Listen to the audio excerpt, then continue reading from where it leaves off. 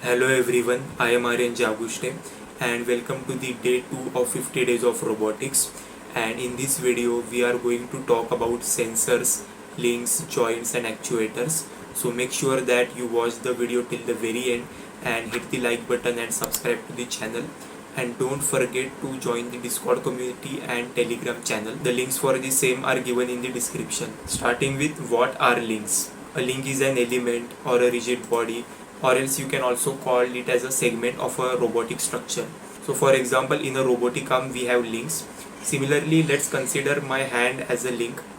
So this is my wrist is one joint, and this is let's call it link 1, and my elbow as a joint. So this is joint 1, joint 2, and this is a link. So basically in a robotic arm each segment is a link. So as shown in the pictorial representation, you can see the link 1, link 2 and some other links as well, and there are some joints that are connecting the links. Similarly, in mobile robots we can consider the links as the wheels, the chassis and the other structural components as well. Moving towards what are joints. Basically joints are responsible for the connection between the links and also the motion between the two links. For example, joint enables robot to move, navigate, grasp objects, and also it is responsible for the number of degrees of freedom, because degree of freedom is calculated based on the number of joints. Some basic types of joints are revolved joint, planar joint and linear joint. There are also other types of joints, but you can research on that, and for any doubt you can ask in the comment section. Now, what are sensors? It is an electronic device which senses the environment and sends these signals so that the robot can act accordingly.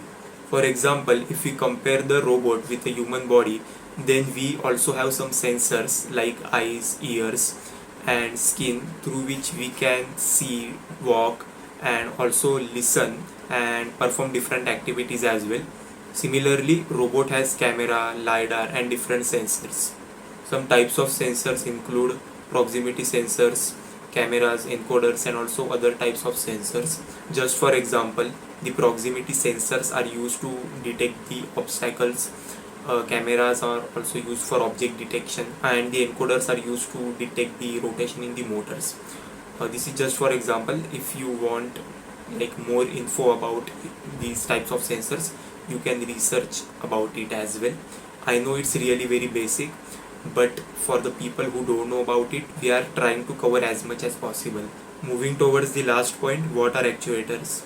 Actuators are simply responsible for the movement in a robot. Like, it takes energy as an input and makes mechanical movement in terms of output. Some types of actuators based on the energy sources are pneumatic actuator, electric actuator and hydraulic actuator. For example, in a robotic arm, actuators are in every joint. Here, servo motors are used as an actuator to move the robotic arm to a specific position. That's it for day 2. If you are following this challenge, use the hashtag 50 days of robotics, and you can also post your progress on LinkedIn, and we will meet in the next video, that is day 3. Till then, grow, learn and explore together.